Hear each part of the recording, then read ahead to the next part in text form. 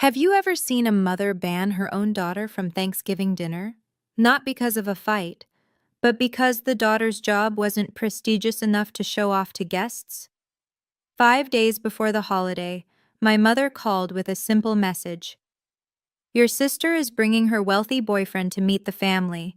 She doesn't want you there. Your blue-collar teaching job would embarrass her. I said I understand, and hung up.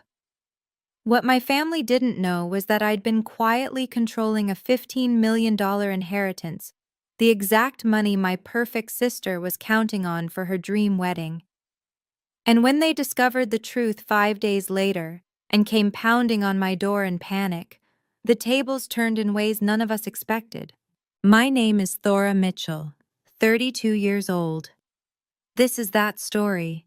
If you're watching this, please subscribe and let me know where you're watching from. The call came on Sunday, November 24th at exactly 6:47 p.m.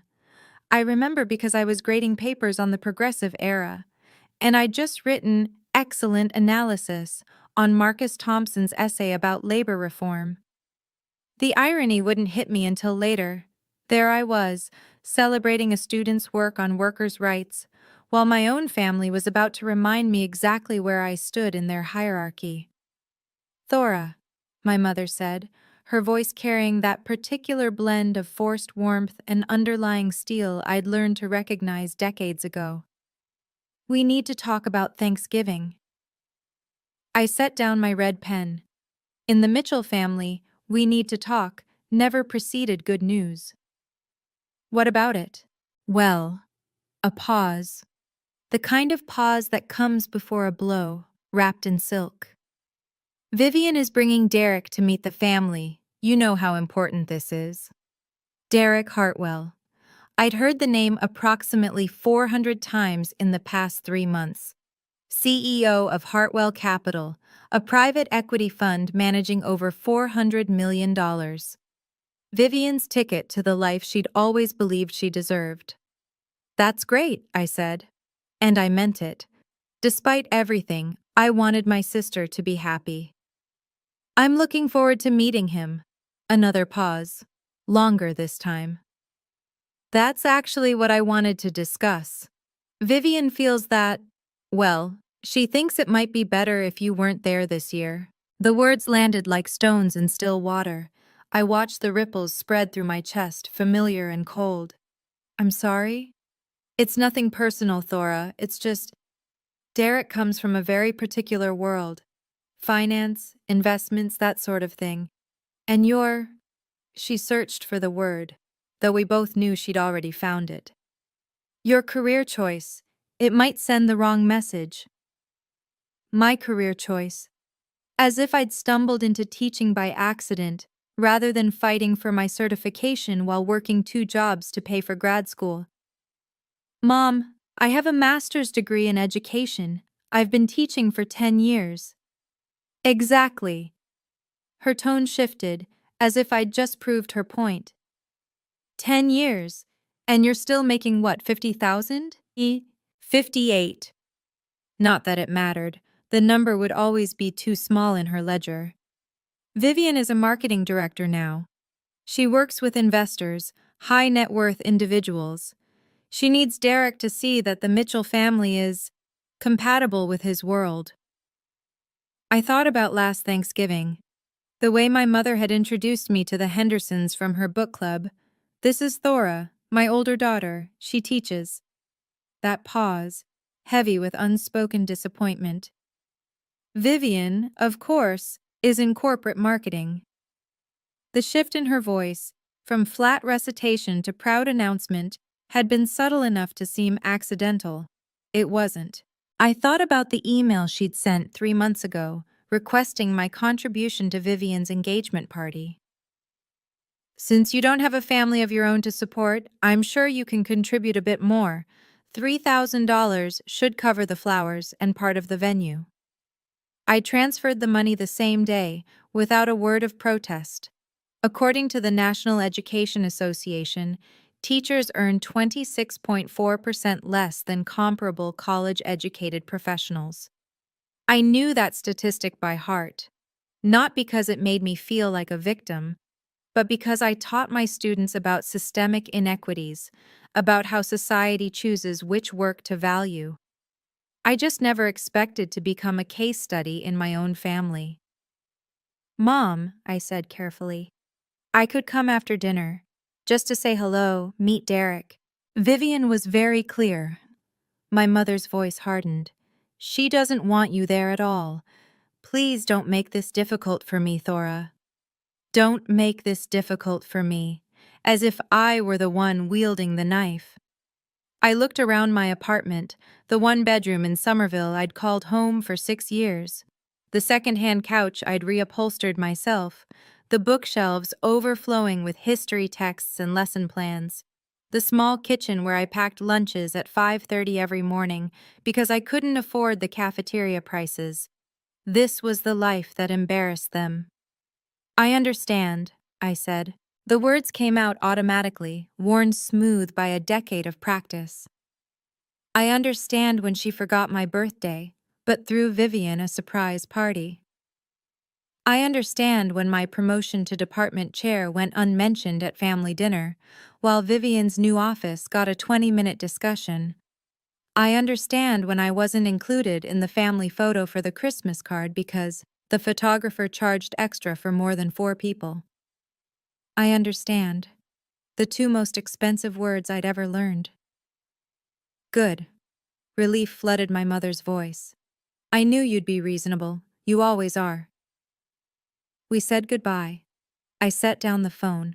For a long moment, I sat in silence, watching the last light fade from my window. Marcus Thompson's essay still lay on my desk, his words about dignity and fair treatment glowing under my lamp. Then I opened my laptop. There was a folder I hadn't touched in months, labeled simply Grandma Eleanor.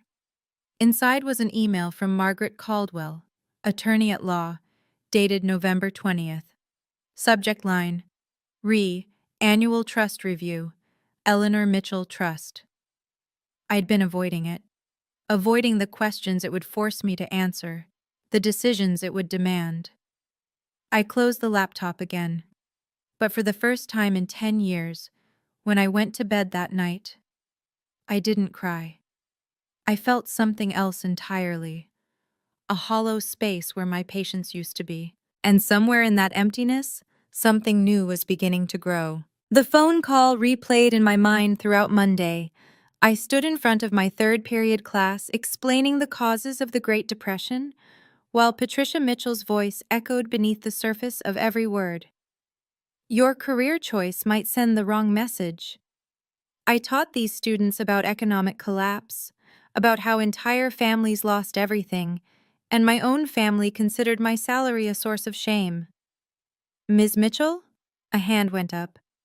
Jasmine Reyes Jr., sharp as a tack. You okay? You seem kind of somewhere else. I forced a smile. Just thinking about how history repeats itself, Jasmine, sometimes in ways we don't expect. That night, I calculated the stakes of silence. If I accepted this exclusion, if I simply nodded and stayed home like a good, invisible daughter, what came next? Easter? Thora, Derek's family will be there. Maybe you should sit this one out. Vivian's wedding? It's a small ceremony, very exclusive, you understand? Future holidays, birthdays, funerals. My own family's milestones happening without me. I would become a ghost in my own history. But the financial stakes were real too. My mother had already set the precedent of extracting money from me whenever convenient. The $3,000 for Vivian's engagement party, the loan of $10,500 last year for my father's fishing boat repairs, never repaid, never mentioned again. The constant implication that since I was unmarried and childless, my money was somehow communal property. If I remained silent, the requests would only grow larger. And I'd keep paying, because that's what the family disappointment does to earn her seat at a table she isn't welcome at anyway. Around 9 p.m., my phone buzzed, a text from my father, Harold. Sweetheart, I'm sorry about Thanksgiving. Your mother says it's for the best. I love you. I stared at those words for a long time. Harold Mitchell, 63 years old, retired accountant, lifelong bystander to his wife's decisions. He'd never once stood up for me, not when I was passed over for opportunities, not when my achievements went unacknowledged, not when my mother made me feel small in 100 tiny ways. But he always said he loved me, as if love without action meant anything at all. I didn't respond. Instead, I opened my laptop. The email from Margaret Caldwell sat in my inbox like a sealed envelope from another life. My grandmother Eleanor had died 2 years ago, at 85. She was the only person in my family who'd ever truly seen me. When I graduated from my master's program, she'd driven 3 hours to attend while my parents sent a card. When I got my first teaching job, she'd taken me to dinner and told me she was proud. When I confided my frustrations about feeling invisible at family gatherings, she'd taken my hand and said, "Thora, you're not invisible. You're just surrounded by people who've forgotten how to see." I hadn't understood what she'd done for me until after she was gone. I clicked on Margaret's email.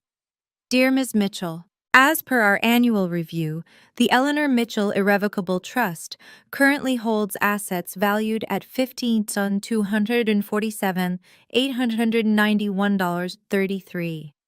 As sole trustee, you have full discretionary authority over distributions under Section 4.2 of the trust document. Please confirm your distribution intentions for the upcoming fiscal year by December 1st. If you wish to modify distribution terms or add conditions, this must be documented before the fiscal deadline. I'm available to meet at your convenience. Best regards, Margaret Caldwell, Escroll Caldwell and Associates. $15,247,891.33. Vivian was the sole beneficiary. I was the sole trustee, the person who controlled when, how, and whether that money ever reached her hands. My grandmother had made that choice deliberately. She told me, in one of our last conversations, "Vivian isn't bad, Thora. She's just never had to learn the value of anything. I want you to teach her. The only way she'll understand." I'd kept this secret for 2 years. I'd told no one. Not my parents, not Vivian, not anyone. Partly because I didn't want my family's relationship with me to be about money. Partly because I wasn't ready to wield that kind of power. But now, sitting in my dark apartment, freshly exiled from Thanksgiving dinner because my teaching salary might embarrass my sister in front of her wealthy boyfriend, I began to reconsider. Not revenge. That wasn't what Grandma Eleanor intended, and it wasn't what I wanted. But boundaries? Accountability? The right to exist in my own family without apologizing for who I'd become? I closed the laptop and looked out the window at the city lights. I had held this secret for 2 years, and I was beginning to wonder if it was finally time to let it breathe. Thanksgiving Day arrived, gray and cold. The kind of November afternoon that makes you want to pull the curtains and forget the world exists. I woke at 7, out of habit. Even on holidays, my teacher's internal clock refused to sleep past dawn. I made coffee in my small kitchen, watched the steam rise, and tried not to think about the family gathering happening 15 miles away without me. By noon, I'd graded 32 essays. By 3, I'd reorganized my entire bookshelf by historical period. By 5, I'd accepted that no amount of productivity could fill the hollow space in my chest. I made myself dinner. A microwavable turkey breast, instant mashed potatoes, canned cranberry sauce. The saddest Thanksgiving meal I'd ever assembled, eaten standing at the counter because sitting at my small table felt too formal for a party of one. At 8:47 p.m., my phone lit up. A text from Vivian, with a photo attached. "Thanks for understanding, sis. Derek loved the dinner. He said our family is so put together. LOL." The image showed my entire family seated around my parents' mahogany dining table, the one Grandma Eleanor had given them 30 years ago. Patricia beaming at the head, Harold looking slightly uncomfortable but smiling, and Vivian glowing beside a dark-haired man in an expensive sweater. Derek Hartwell, I presumed. 4 place settings. No empty chair where I should have been. So put together. I set down my phone. Then I picked it up again and studied the photo more closely. My mother was wearing the pearl earrings I'd given her for her 60th birthday. The ones she'd said were simple but thoughtful. Vivian was wearing a cashmere wrap that cost more than my monthly rent. And there, in the background, just visible on the sideboard, was my grandmother's silver tea service. The one she'd promised me, before she died, because I was the only grandchild who'd ever helped her polish it. My mother had kept it. Of course she had. At 9:15 p.m., another text arrived. From my father this time. Sweetheart, I'm sorry. Your mother said this was best for everyone. I love you. I typed 3 different responses and deleted them all. What was there to say? He was sorry. He always was. But sorry didn't bring back a seat at the table. I called Rachel Torres instead. Rachel taught AP English at my school.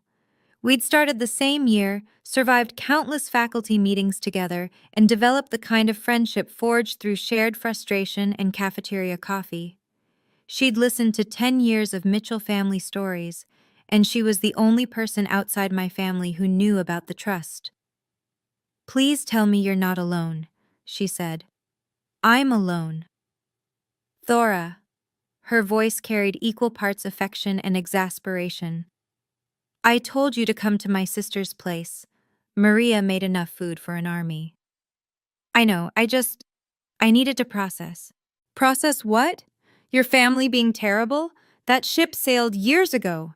A pause. What happened? I told her about the text, about the photo, about the smiling faces arranged around a table that had no room for me. Rachel was quiet for a moment. When she spoke again, her voice was careful. Thora, when are you going to stop letting them treat you like this? I don't let them. You do. Not harsh, just true. You pay for their parties. You show up when they call. You apologize for existing. And they keep taking because you keep giving. What am I supposed to do? You have options. I knew what she meant. I've never wanted to use it as leverage. I know, but there's a difference between leverage and accountability. Rachel's voice softened. Your grandmother didn't make you trustee by accident. She saw something in you. Maybe it's time you saw it too. After we hung up, I sat with my laptop for a long time. Then I opened the folder, read Margaret Caldwell's email again, clicked on the attachment I'd been avoiding for months. The trust document was 47 pages long. I'd read it once, when Margaret first sent it, but the legal language had blurred together in a fog of grief and disbelief. Now I forced myself to focus. Section 4.2, Paragraph 1. The trustee shall have sole and absolute discretion to determine the timing, amount, and conditions of any distributions to the beneficiary. Sole discretion, absolute. I thought about Vivian's text. Derek loved the dinner. He said our family is so put together. I thought about the empty chair that didn't exist because they'd never set a place for me in the first place. I thought about my grandmother's voice 2 months before she died. One day, you'll understand why I chose you, Thora. One day you'll need this, and when that day comes, I want you to remember. You're not powerless. You never were. I closed the laptop. I wasn't ready to make decisions tonight, but for the first time in 2 years, I was ready to stop pretending this choice didn't exist. My grandmother had given me a key. The question was whether I was finally willing to use it. Friday morning, November 29th, I woke up with a plan. Not revenge. I'd never wanted that, and Grandma Eleanor wouldn't have wanted it either. But clarity. After years of accepting whatever crumbs my family offered, I needed to understand exactly what I was holding. I called Margaret Caldwell's office at 9 a.m. "Ms. Mitchell," she said, her voice carrying the measured professionalism of someone who'd shepherded 100 families through wealth and grief. "I was wondering when I'd hear from you. The fiscal deadline is Monday." "I know. I'd like to meet. Today, if possible." A brief pause. "I can make that work. 2 o'clock?" Her office was in Back Bay, a converted brownstone with brass fixtures and leather chairs. Margaret Caldwell was 58, silver-haired, and possessed the kind of calm authority that made you feel everything would be handled properly, even when your world was falling apart. She'd been my grandmother's attorney for 20 years. She handed me a cup of coffee and spread the trust documents across her desk. "Let's review the basics," she said. "Your grandmother established the Eleanor Mitchell Irrevocable Trust in March 2022, approximately 8 months before her death. The trust holds various assets: stocks, bonds, a rental property in Cambridge, currently valued at just over $15 million. And Vivian is the sole beneficiary." "Correct. But you, as trustee, control all distributions." Margaret tapped Section 4.2, highlighted in yellow.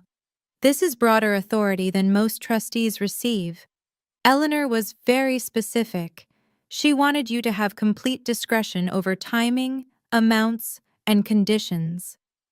She told me she wanted Vivian to learn the value of things." Margaret nodded slowly.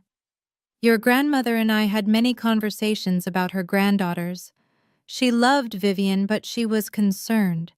She felt Vivian had been enabled, given things too easily, praised too freely, never required to develop resilience or gratitude. And she thought money would teach her? She thought you would teach her. The money was just the mechanism." Margaret's eyes met mine. "Eleanor told me, Thora is the only person in that family with the spine to say no and the heart to say it kindly." Those were her exact words. I looked down at the documents. 47 pages of legal language, and buried within them, my grandmother's faith in me. "What are my options for the annual distribution?" "You have several." Margaret pulled out a separate sheet. "You can authorize a standard distribution. Vivian is currently eligible for up to $200,000 per year. You can defer distribution to the following year. You can add conditions, educational requirements, financial literacy courses, employment verification, or you can modify the distribution schedule entirely." "And if Vivian contests any of these decisions?" "She can petition the court, but Eleanor's language is airtight. Unless you act in bad faith or breach fiduciary duty, your discretion is virtually unchallengeable." Margaret leaned back. "Your grandmother spent considerable money ensuring that." I thought about the text from Thanksgiving, the family photo with no empty chair, the tea service that should have been mine. "I'm not ready to make a decision today," I said, "but I want to understand my options before Monday." "Of course." Margaret gathered the papers. "There's one more thing. Your grandmother left you a personal bequest, separate from the trust. $50,000, unrestricted. You've been drawing from it for charitable donations, I believe." "The Beacon Hill Winter Charity Gala. I've contributed for the past 2 years." "Yes, I saw those records. You're listed as a founding donor." She handed me an envelope. "This arrived last week, your invitation for this year's event." I opened it. Heavy cardstock, embossed lettering. Inside, a badge with my name printed in gold. Thora Mitchell, founding donor. The gala was tomorrow night, Saturday, November 30th, grand ballroom at the Harrington Plaza. Black tie, 500 guests from Boston's financial and philanthropic elite, the same event Vivian and Derek were attending to make their social debut as a couple. "I didn't realize the timing," I said quietly. Margaret's expression remained neutral, but something flickered in her eyes. "Life has interesting ways of creating opportunities, Ms. Mitchell." I looked at the badge in my hands. For 2 years, I'd attended this gala anonymously, slipping in, making my donation, leaving before anyone could ask too many questions. I hadn't wanted my family to know. I hadn't wanted this part of my life to become ammunition, but they thought I was an embarrassment. Too blue-collar to sit at their Thanksgiving table, too low status to meet Derek Hartwell. And tomorrow night, I would walk into the same room they did, wearing a badge they couldn't buy. "Ms. Caldwell," I said, "I'd like to schedule a follow-up meeting, Monday morning before the fiscal deadline. I think I'll have more clarity by then." She smiled, the first real smile I'd seen from her all afternoon. "I think you will too, Ms. Mitchell." I walked out of her office into the cold November air, the founding donor badge tucked carefully in my purse. For the first time in 10 years, I felt like I had a right to walk into a room without asking permission. Okay, I need to pause here for a moment. If you've ever been treated like you're invisible by your own family, if you've ever had to choose between your self-respect and belonging, type "enough" in the comments below. And if you want to know what happened at that gala, hit that like button and keep watching. Trust me, you don't want to miss what comes next. Now, back to the story. The doorbell rang at 4:23 p.m. on Friday, November 29th. I wasn't expecting anyone. Rachel was at her sister's for the weekend, and I didn't exactly have a crowded social calendar. I peered through the peephole and felt my stomach drop. Patricia Mitchell stood in the hallway, flanked by Vivian and my father. My mother's expression carried the particular combination of urgency and entitlement I recognized from every demand she'd ever made. I opened the door. "Thora," my mother pushed past me without waiting for an invitation. "We need to talk about grandmother's trust." The words hit me like cold water. They knew. Somehow they'd found out.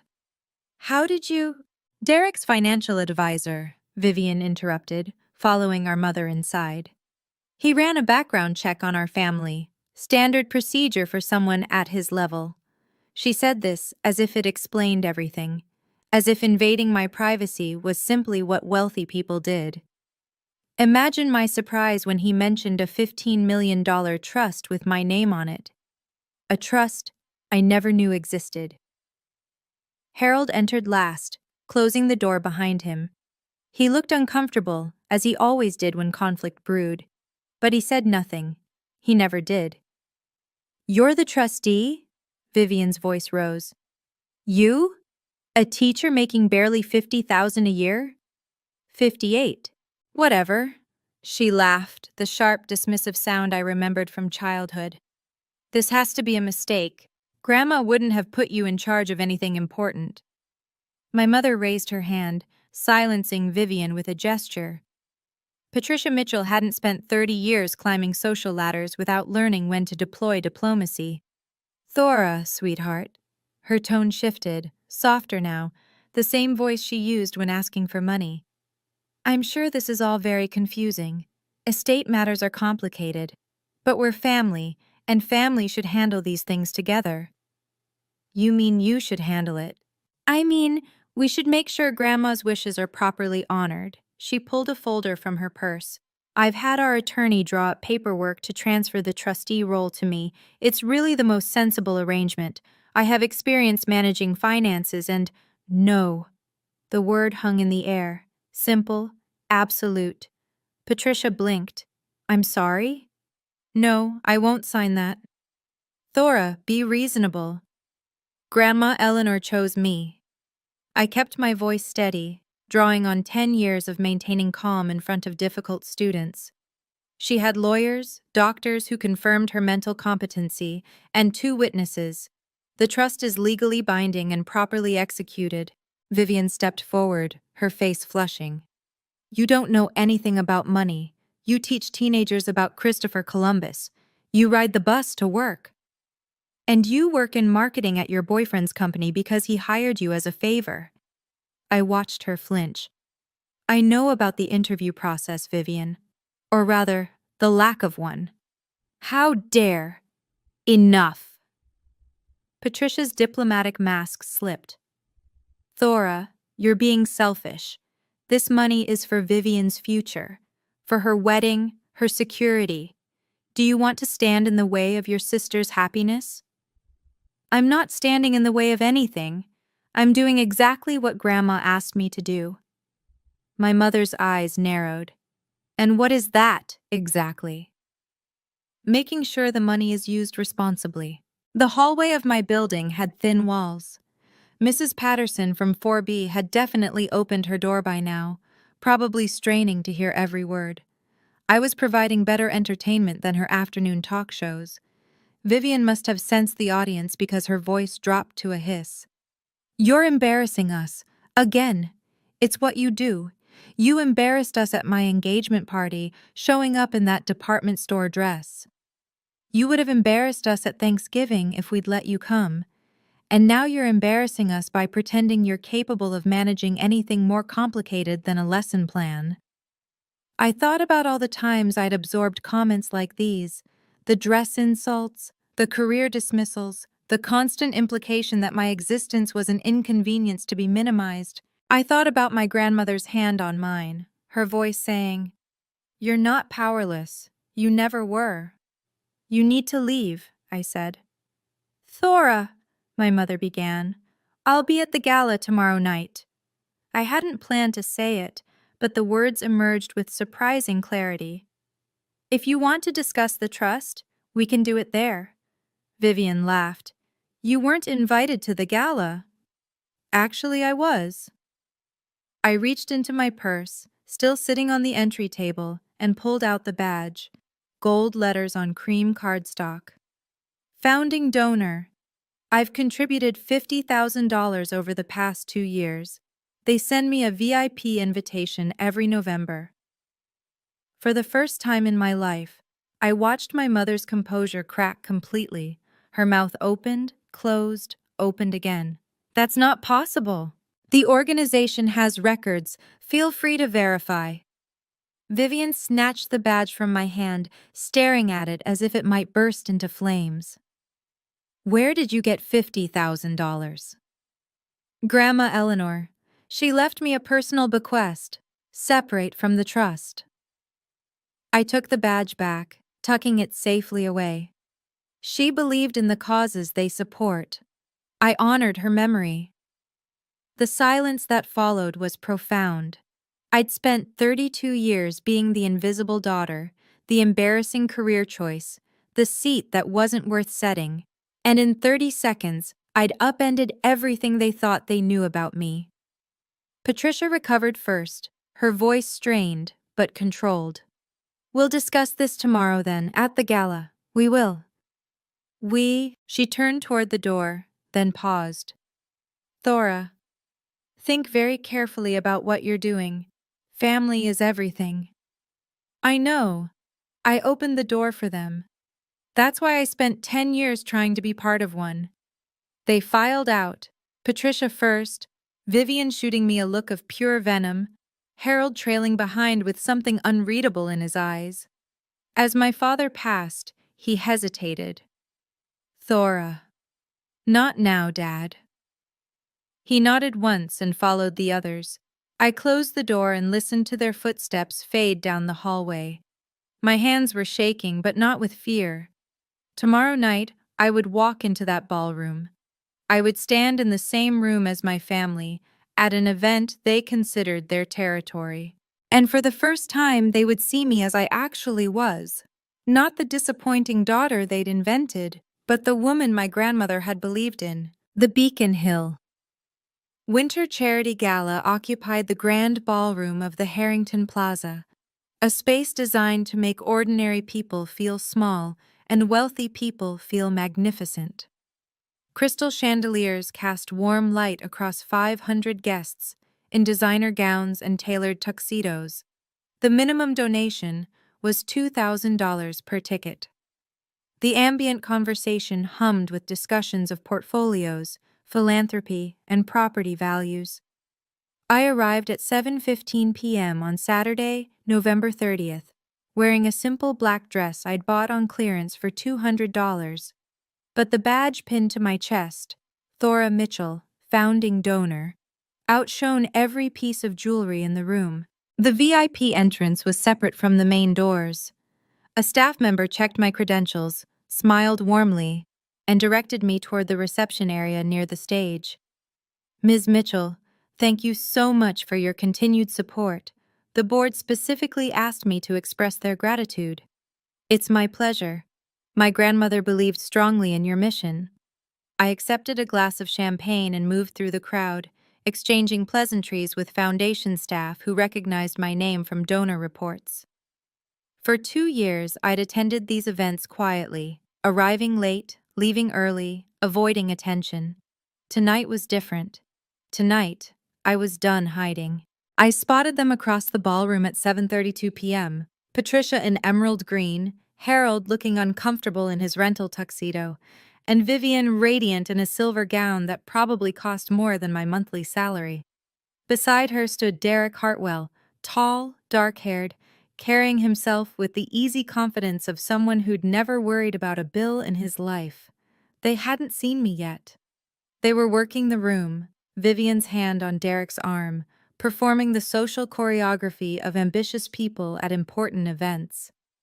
I stayed near the stage, talking with a foundation board member about education funding initiatives. It felt surreal, discussing grant proposals while watching my family pretend I didn't exist, in a room where my name carried more weight than any of them realized. At 7:48 p.m., Derek noticed my badge. I saw the moment it happened. He was scanning the room, identifying major donors the way successful business people do when his gaze landed on my chest, specifically on the gold letters spelling founding donor. He said something to Vivian. She glanced in my direction and went pale. But Derek was already moving toward me, pulling Vivian along by the hand. He'd been trained to acknowledge major donors. It was basic networking, and whatever background check his team had run clearly hadn't included my charitable giving. "Excuse me." He extended his hand as he reached me. "I'm Derek Hartwell. I don't believe we've met, but I wanted to personally thank you for your support of the foundation. Your contributions have been extraordinary." Up close, he was handsome in an unremarkable way.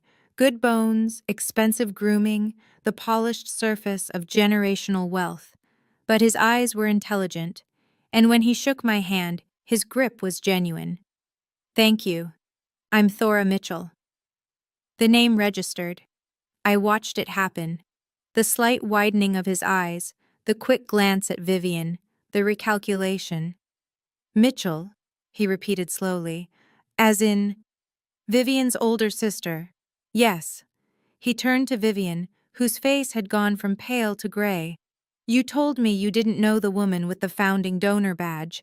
"I didn't," Vivian's voice caught. "I didn't recognize her at first. The lighting." "The lighting." Derek's tone cooled by several degrees.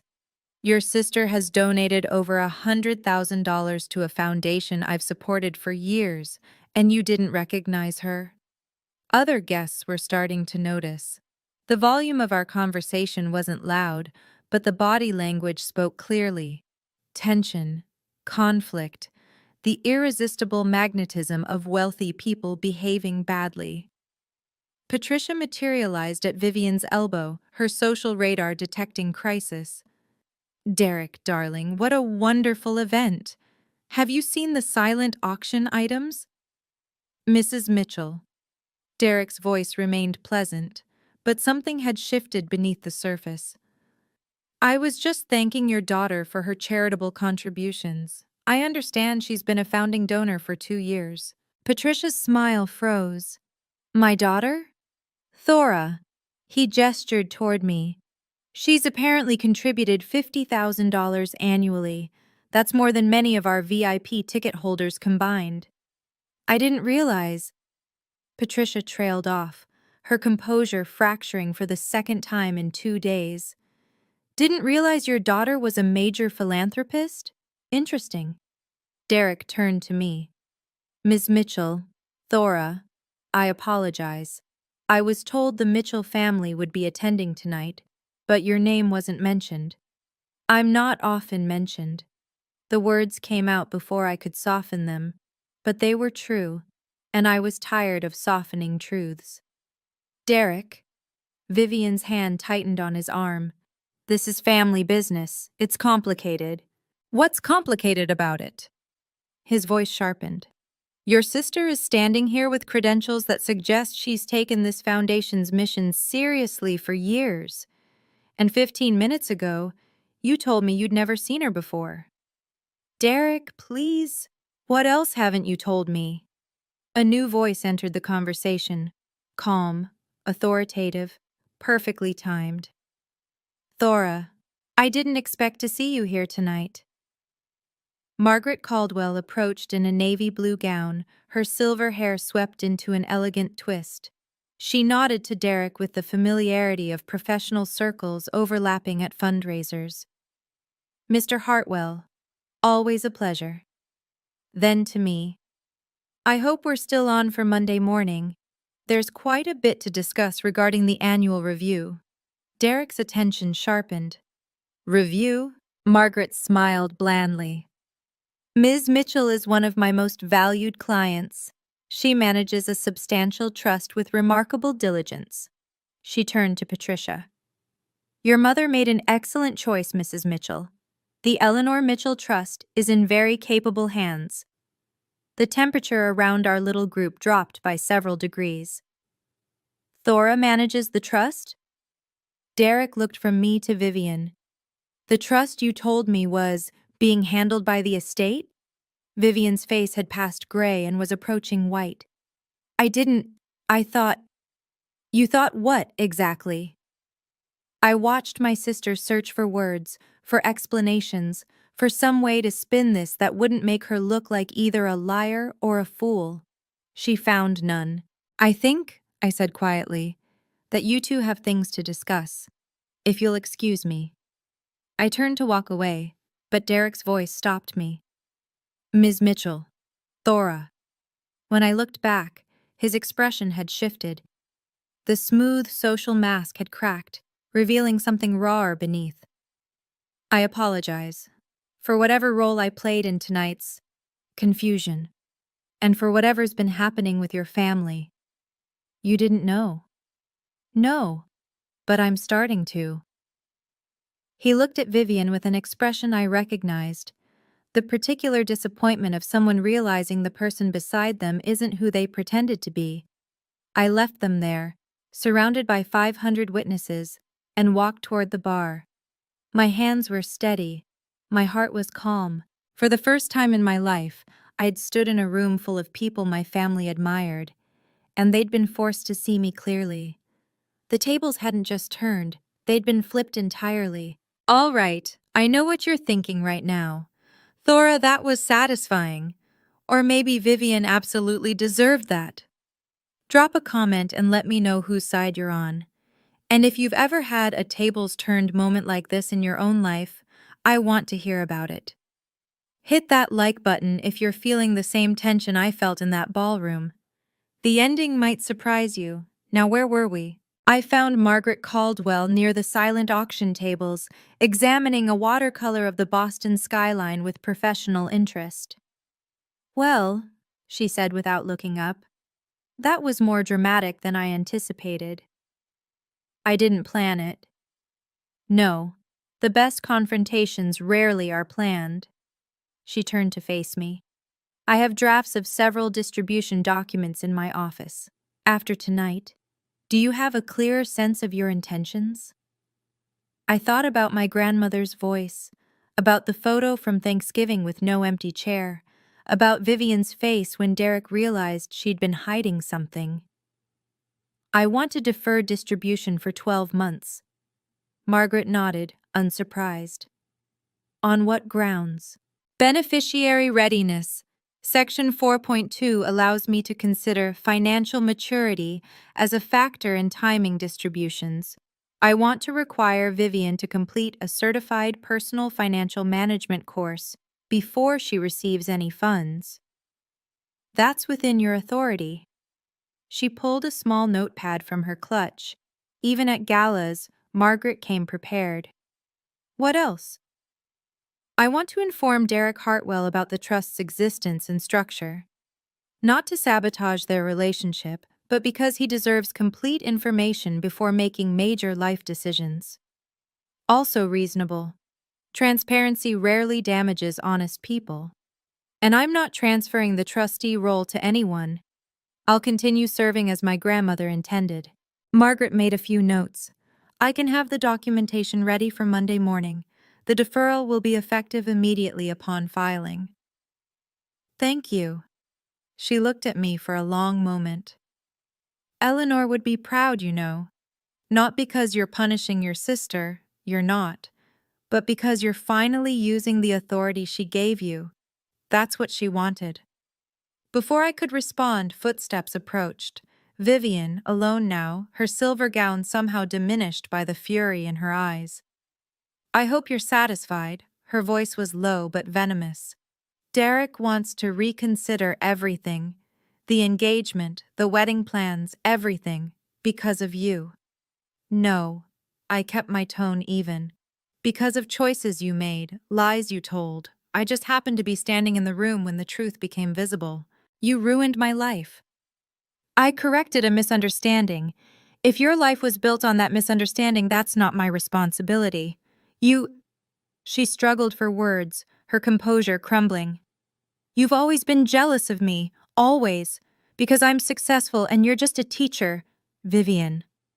I stepped closer, lowering my voice so only she could hear. I'm not doing this to hurt you. Grandma Eleanor loved you. She wanted you to have this money, but she also wanted you to become someone who deserved it. I deserve it now. Then prove it. Take the financial management course. Demonstrate that you can handle responsibility. In 12 months, we can revisit the distribution. Her face contorted. You're setting conditions? You're making me jump through hoops for my own inheritance? I'm doing what our grandmother asked me to do. I held her gaze. You've never had to earn anything in your life, Vivian. Maybe it's time you learned how. I hate you. The words came out raw, almost childlike. I actually hate you. I know. It should have hurt more than it did. But my job isn't to make you love me. My job is to honor Grandma's wishes. And I'm going to do that, whether you hate me or not. Vivian stared at me for a long moment, then turned and walked away without another word. My mother found me next, predictably. Thora. Patricia's diplomatic mask was back in place, but cracks showed around the edges. You've gone too far. Have I? Humiliating your sister in public. Interfering with her relationship. This isn't what family does. No? I tilted my head. What about calling to ban someone from Thanksgiving because their job might embarrass the family? Is that what family does? That was different. How? For once, Patricia had no ready answer. Mom, I said quietly, I didn't come here tonight to start a war. I came because I was invited. I was recognized because I've been contributing to this foundation for years, honoring Grandma Eleanor's values while you dismissed me as an embarrassment. Everything that happened tonight happened because you and Vivian chose to hide truths and tell lies. Thora, I'm going to keep being the trustee. I'm going to require Vivian to meet certain conditions before accessing the funds. And I'm going to stop pretending that being treated as invisible is acceptable. What do you want from us? The question caught me off guard, not because it was unexpected, but because for once it seemed genuine. Respect, I said. Not because of money or status, but because I'm your daughter. I've spent 32 years trying to earn a seat at your table, and I'm done. Either I belong in this family as I am, or I don't belong at all. My father appeared at the edge of our conversation, hovering as he always did. Harold, Patricia began, tell her. She's right. Both Patricia and I turned to stare at him. She's right, he repeated, his voice stronger than I'd heard it in years. We've treated Thora terribly. Eleanor saw it. I saw it. And I never did anything. He met my eyes. I'm proud of you, sweetheart. I should have said that a long time ago. I didn't trust my voice, so I just nodded. My mother looked between us, calculating, reassessing. I watched her realize that the ground had shifted beneath her feet, that the family dynamics she'd controlled for decades were suddenly unstable. We should go, she said finally, taking Harold's arm. This isn't the place. No, I agreed. It isn't. I left the gala at 10:47 p.m., stepping into the cold November night with my badge still pinned to my dress. The doorman hailed a cab, calling me Ms. Mitchell with genuine warmth. I didn't feel victorious. I didn't feel vindicated. I felt free. The fallout began within 48 hours. Derek Hartwell announced to Vivian on Sunday morning that he needed space to think. By Monday afternoon, their engagement was on indefinite hold. Not officially canceled, but suspended in a limbo that spoke volumes. Word spread through their social circle with the efficiency of gossip among the wealthy. The golden couple of Hartwell Capital had hit turbulence. Vivian's position at the company became untenable by Tuesday. She wasn't fired, Derek was too polished for that, but she was encouraged to explore opportunities that might better align with her long-term career goals. Translation: her presence had become awkward, and everyone knew it. She cleaned out her desk on December 3rd. My mother received phone calls from her social circle throughout the week. The Hendersons, the Castellanos, the Morrison Whites from her charity board, all expressing concern and offering support, which was really code for mining for details about the Thanksgiving scandal that had apparently become the talk of the Winter Gala. The story is everywhere, Rachel reported over coffee on Wednesday. I heard 3 different versions at my dentist's office yesterday. Something about a sister being banned from Thanksgiving and then showing up as a major donor. The details vary, but the punchline is always the same. What punchline? That the embarrassing daughter turned out to be more impressive than anyone knew. Rachel grinned. People love an underdog story, Thora, especially one with receipts. The formal aftermath came Monday morning, December 2nd, at Margaret Caldwell's office. I signed the deferral documents at 9:15 a.m. The language was precise.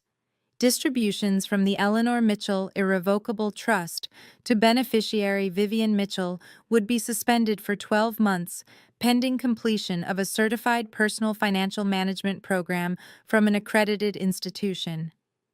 The course requirement wasn't punitive. It was exactly the kind of condition trustees routinely imposed on young beneficiaries who hadn't demonstrated financial readiness. For what it's worth, Margaret said as she notarized the final page, your grandmother would have handled this exactly the same way. She wasn't interested in punishment. She was interested in growth. I hope Vivian sees it that way eventually. She might. Time changes perspectives. Margaret slid the completed documents into a folder. There's one more thing. Derek Hartwell's assistant contacted my office yesterday. He'd like to meet with you privately. No pressure. You're under no obligation. But he expressed genuine interest in understanding the family situation better. I thought about it. I'll consider it. The email from my father arrived that afternoon. It was 3 pages long. The most Harold Mitchell had written to anyone in years, probably. He apologized for 32 years of silence. He acknowledged that my mother's treatment of me had been unfair and that his failure to intervene made him complicit. He didn't make excuses or ask for forgiveness. He simply said he wanted to do better, if I'd let him try.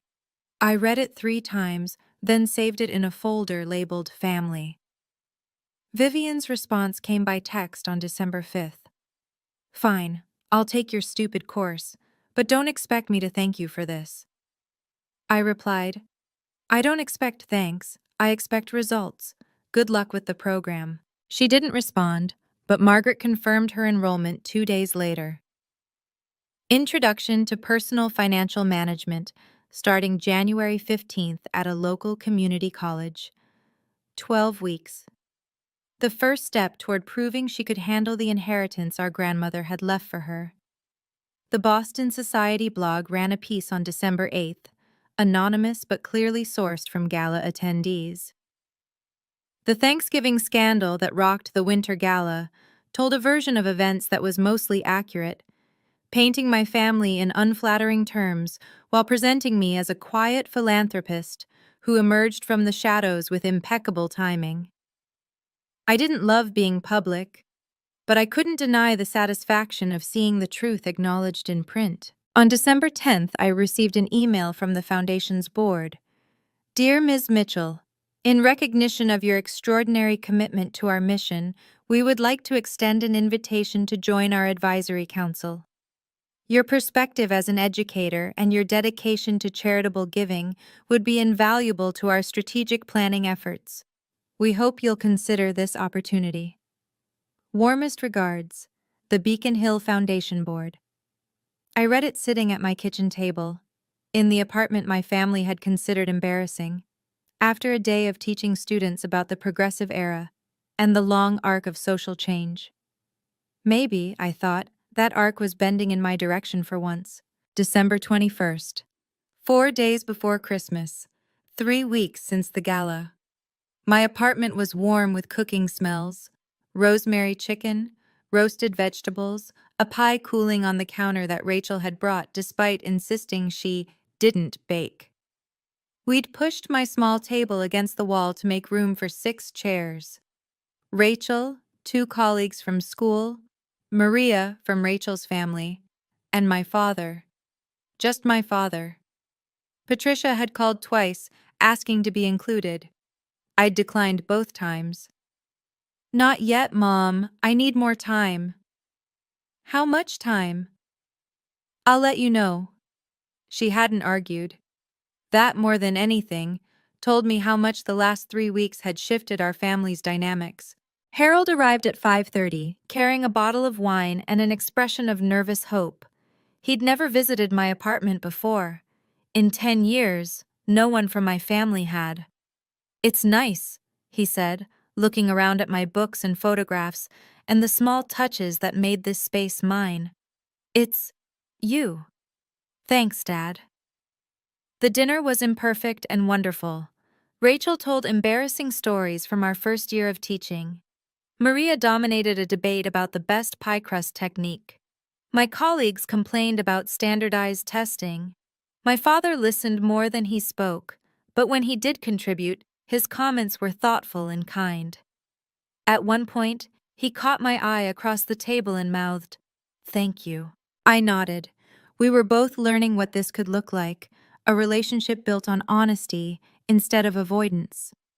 Vivian texted at 7:45 p.m. "Merry Christmas, Thora. I'm trying." I showed my father the message. He read it twice, then handed my phone back. "She means it," he said.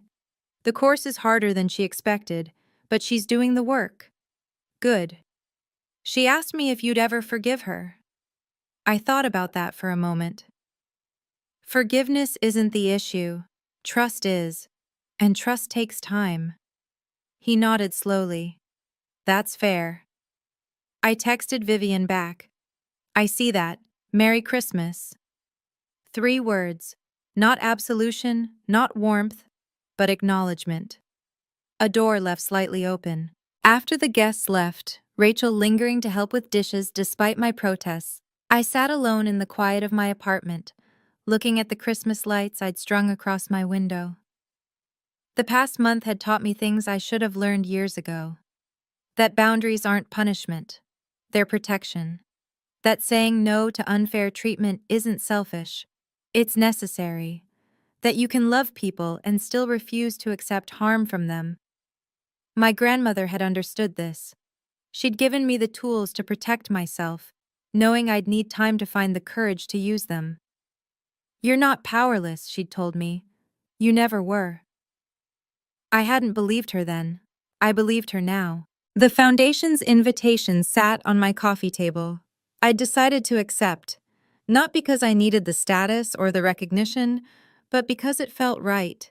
Continuing my grandmother's legacy of thoughtful giving, being part of something larger than my family's dysfunction. And teaching. I'd keep teaching.